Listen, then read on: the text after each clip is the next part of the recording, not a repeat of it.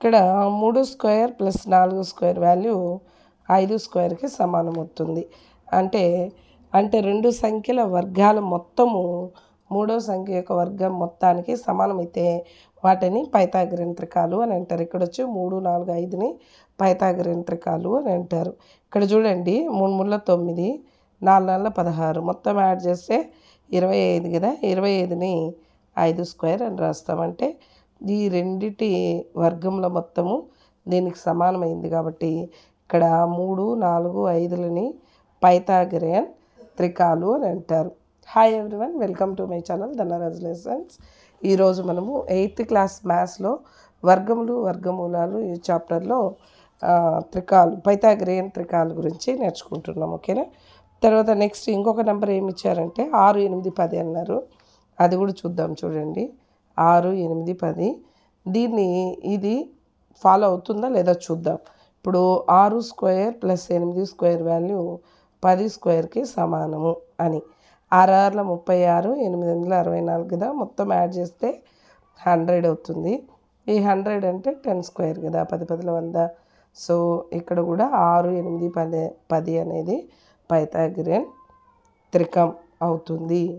తర్వాత అదొక రూలు. ఇంకొకటి ఏమంటే ఇక్కడ చూడండి 2m m square minus 1 m square plus 1 ఈ మూడు కూడా పైథాగరన్ త్రికాలు. అంటే దీన్ని ఫాలో అయ్యి మనము ఈ పైథాగరన్ త్రికాలని కనుగొంటాం. ఇక్కడ చూడండి ఒక ప్రాబ్లం చూస్తే అతి చిన్న సంఖ్య 8గా గల పైథాగరన్ త్రికంను రాయండి అన్నారు. ఇప్పుడు 2m ఉంది కదా, దీన్ని 8 అనుకున్నాం అనుకోండి. వాళ్ళు ఇచ్చింది ఏ ప్రాబ్లంలో మిగతా రెండుని మనం కనుక్కోవాలన్నప్పుడు ఈ రెండు వీటిలో m వాల్యూ ప్రతిక్షేపించి కనుక్కుంటాం.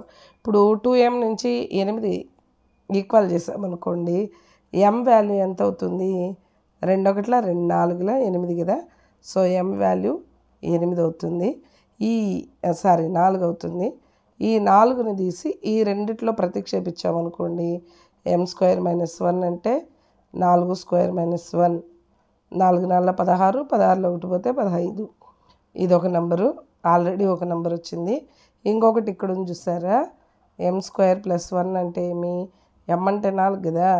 4 స్క్వేర్ ప్లస్ 1 అంటే 4 4 16 ప్లస్ 1 17. ఈ మూడు నంబర్లు పైథాగరన్ త్రికాలు. ఓకేనా. నెక్స్ట్ ఇంకొక ప్రాబ్లం చూద్దాము. 12 ఒక సంఖ్యగా గల పైథాగరన్ త్రికంను కనుగొనండి అన్నారు. ఇక్కడ 12 దీన్ని 2mకి ఈక్వల్ చేస్తామనుకోండి. ఇంకా నెక్స్ట్ మనము ఏం కనుక్కోవాలి? m స్క్వేర్ మైనస్ 1 కనుక్కోవాలి, m స్క్వేర్ ప్లస్ 1 కనుక్కోవాలి. ఇక్కడ 2m ఈక్వల్ టు 12లో నుంచి m వాల్యూ ఎంత వస్తుంది మనకి? చూడండి 6 వస్తుంది. m వాల్యూ ఎంత? 6. ఈ 6ని తీసుకొచ్చి దీంట్లో ప్రతిక్షేపించామనుకోండి, 6 స్క్వేర్ అంటే 6 6లో 36 కదా. 36లో 1 పోతే 35. నెక్స్ట్ ఇక్కడ చూడండి m స్క్వేర్ అంటే 6 స్క్వేర్ కదా. 6 6లో 36కి 1 కలిపామంటే 37. ఇప్పుడు ఈ మూడు పైథాగరన్ త్రికాలు ఏమేమి? 12, 35, 37 అనేవి పైథాగరన్ త్రికాలు. నెక్స్ట్ ఇక్కడ క్రింది సంఖ్యలను కలిగిన పైథాగరన్ త్రికాలను రాయండి అన్నారు. సేమ్ ఇప్పుడు మనం చేసినట్టే చేస్తాం. ఓకేనా. ఇక్కడ 6 ఉంది చూసారా, 2m ఈక్వల్ టు 6గా తీసుకున్నాం అనుకోండి. నెక్స్ట్ ఇంకా రెండు నెంబర్లు క్రింది సంఖ్యలను కలిగిన పైథాగరన్ త్రికాలను రాయండి అన్నారు కదా. ఈ 6ని 2m ఈక్వల్ టు 6గా తీసుకున్నప్పుడు మిగతా రెండు నెంబర్లు ఏది అంటే m స్క్వేర్ మైనస్ 1 ఒకటి, m స్క్వేర్ ప్లస్ 1 ఇది కనుక్కోవాలి. ఇప్పుడు 2m ఈక్వల్ టు 6లో నుంచి 2 1 2 3లో m వాల్యూ ఎంత వచ్చిందంటే మనకి 3 వచ్చింది. దీన్ని తీసుకెళ్ళి దీంట్లో ప్రతిక్షేపిస్తే 3 స్క్వేర్ ఎంత? 3 3లో 9 కదా. 9లో 1 పోతే 8. ఇక్కడ 3 స్క్వేర్ అంటే 9 ప్లస్ 1 10. ఇవి పైథాగరన్ త్రికాలు. ఏవేవి? 6, 8, 10. ఓకేనా. నెక్స్ట్ ఇంకొకటి ఇచ్చారు ఇక్కడ చూసారా, 14. దాన్ని 2m ఈక్వల్ టు 14గా తీసుకున్నాం అనుకోండి. ఇంకా నెక్స్ట్ నెంబర్స్ ఏవి? m స్క్వేర్ మైనస్ 1 ఒకటి, m స్క్వేర్ ప్లస్ 1 ఒకటి. ఇప్పుడు ఈ 2m ఈక్వల్ టు 14లో నుంచి m వాల్యూ మనకి 7 అని వచ్చింది. దీన్ని తీసుకొచ్చి దీనిలో ప్రతిక్షేపిస్తే m² అంటే 7 7 49, 49లో ఒకటి పోతే 48. ఇక్కడ 7 7 49 ప్లస్ 1 అంటే 50.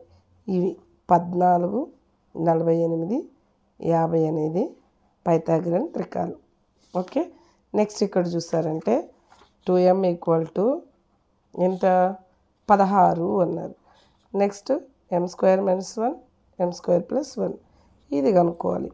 2m ఈక్వల్ టు 16లో 2 1 2 8లో m వాల్యూ 8 వచ్చింది.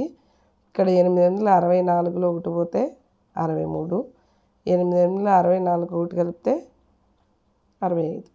అంటే ఇక్కడ 16, 63, 65 అనేవి పైథాగరన్ త్రికాలు. ఇంక last one 18. 2m equal to 18. Next m² - 1 m² + 1 కనుక్కోవాలి కదా. 2 1 2 9 అంటే m వాల్యూ 9 కాబట్టి 9 9 81 - 1 అంటే 80, 81 + 1 అంటే 82 అంటే 18, 80, 82 అంటే ఇవి పైథాగరన్ త్రికాలు. దీంతో పాటుగా ఇంకొక రూల్ ఏం చెప్పాము మనం స్టార్టింగ్లో, 2 నంబర్స్ వర్గాల మొత్తము మూడో నెంబర్ యొక్క వర్గ మొత్తానికి సమానం అవ్వాలి. ఈ 2 రూళ్ళు అది ఓబే అయి ఉండాలి. ఓకేనా. Thank you all of you.